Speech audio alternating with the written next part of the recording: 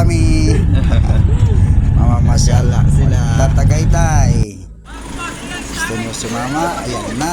Dumating na kami sa picnic grove. Ayan, baba na. Ayan, baba na.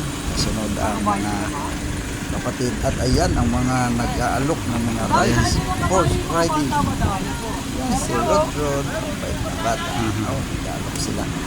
Mga sakay daw kabayo. Mga bayo ba daw kayo?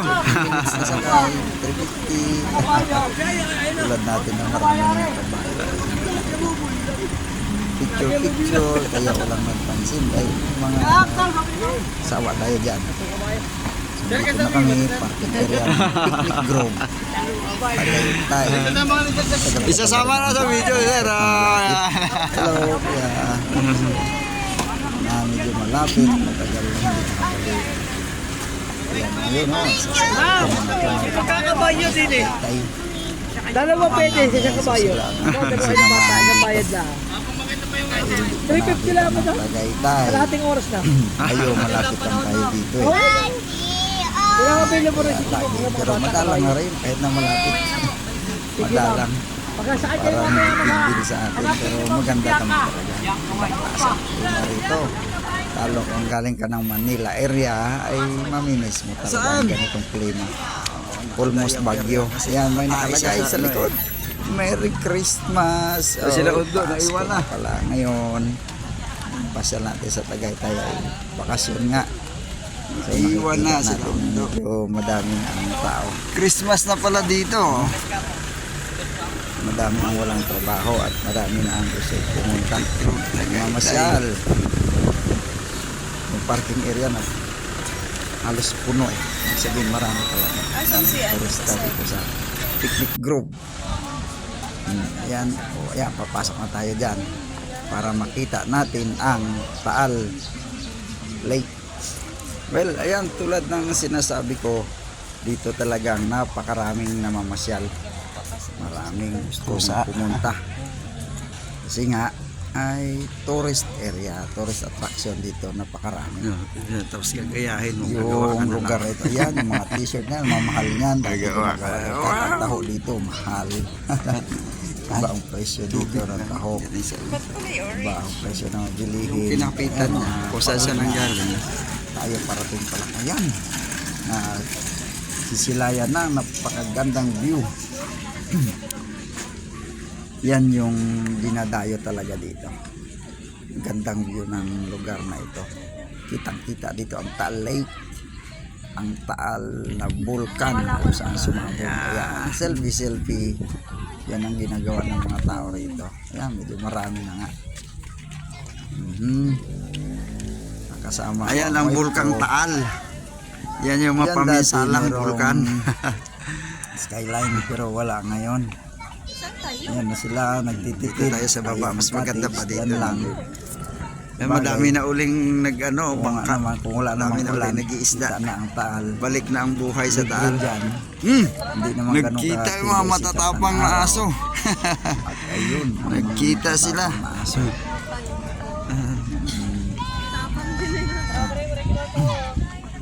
Kaya sa mga hindi pa nakapunta, isa ito sa pinakamagandang pasyalan, ang Picnic Grove, Tagaytay. Pali dito, isa ito sa madami talaga pupunta. Although meron pang ibang mga ano rito, pero yan yung kanyang signature, yung kanyang ay bubong ng kanyang cottage. Yan yung signature niyan. Pag nakita mo yan, Picnic Grove yan. Tapos view dito ay halos ganun din yung makikita mo sa iba. Punta ka sa ibang area, halos ganun din yung iyong makita. So ito yung kanyang pinaka ano rito, attraction, yung kanyang mga cottages, yung view ganun din, halos walang kaibahan doon pa sa iba, pero yung cottages niya napakaganda at mura lang dito eh. Alam ko 25 pesos o 75, 75 per head. Dati 10 piso lang ito. Tagal na yun, 20 years ago na yun. Nung huli namin balik 25 yata, kasama ko yung mga anak ko maliliit pa. So yan, dito na tayo sila mga bandang gilid-gilid na makikiupo tayo dito sa cottage. Kasi mainit na. At wala tayong balak mag-stay kasi sisingilin tayo ng cottage. Nakikiupo lang tayo. Ang dali habang walang gumagamit. Kapag dumating na yung gusto mag-rest, baby, kita mo mukha mo. Paano sa cellphone pala eh. Yun o. Kuya. Si Kuya. Ay pinakamalaki dyan, pamilyon, may kuryente na 600. Itong ganito ay 400 350, I'm not sure. Pinakamaliit dyan, 200. Pinakamaliit. Dito kami malamig ang hangin. Malamig ang hangin. Malamig ang hangin. Ang presyo ng ganyan mo rin ng cottage, no? Ito ay yung mahal. Bakit na masikat ang araw ay Malamig malamig ang ang hangin. ihip na Tagaytay hangin. Yan ang weather. kagandahan sa Tagaytay. Kaganda. Yan. Yang Taal Lake na yan. Yan yung nakapaligid sa Taal Volcano. Ayan yung uri ng cottage. Sabi ko na signature ni ay Picnic Grove. Yan yung view natin dyan. Kita-kita natin at ngayon mapansin mo na napakataas pala ng area ng Tagaytay kasi ando sa baba yung lake, sa baba ang Batangas area. Ito ay Cavite ito eh. Cavite. Samantalang yun ay Batangas yung lake. Ayan, so Bigay mo, tayo dyan, paabot mo muna, bata. dadaan tayo dyan. So ito ay wala talaga official na daanan dito, hindi ito itra. So tawid tayo, tawag ito akyat bakod. Akyat bakod tayo para makatawid kasi ang puntahan talaga nito dati yung doon yung dulo nung skyline or yung ano tawag dito. So pero wala na dahil inalis na yon. So hindi na ginagamit dahil sa security, sa safety ng mga gumagamit sa masakay. Luma na rin eh, matagal na, 20 years na, nasa almost 20 years na sa nakita. Ay, dito. Hi, bye-bye, bebe. Tingin. Oh, yan sa ito yung bata. So, ayan tayo. Dito tayo sa hanging bridge na sementado. Ayan, pumasok tayo sa pababa na tayo, papasok sa hanging bridge at makikita natin dito yung mga kabayo na for rent, for picture only, picture purpose, sasakyan mo, pero mababait na mga kabayo, sanay na papapicture sila, sasakyan mo at magpapapicture sa ito mga to. Ganda Yan, pagkagabi picture. siguro. Pailaw. Wala to sa kanila, pero mas maganda dito pagkagabi kasi may ilaw nga dito.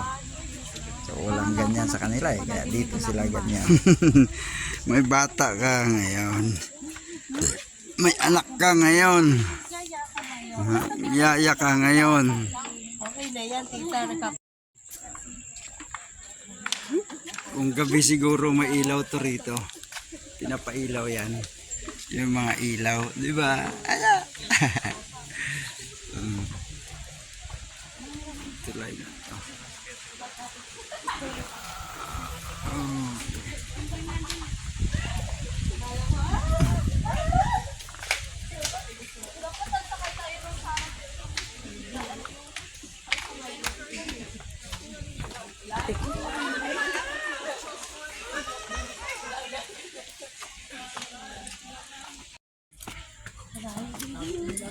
Ayan, may picture pa.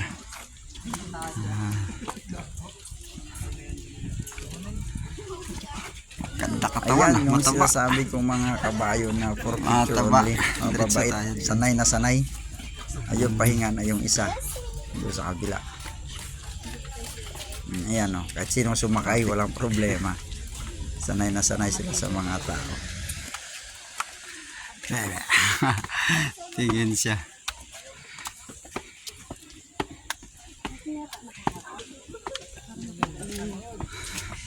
Ayan o, tingin ka ng horse. Ilapit mo sa pamakita siya ng kabayo. At pauwi na. Thanks for watching my videos.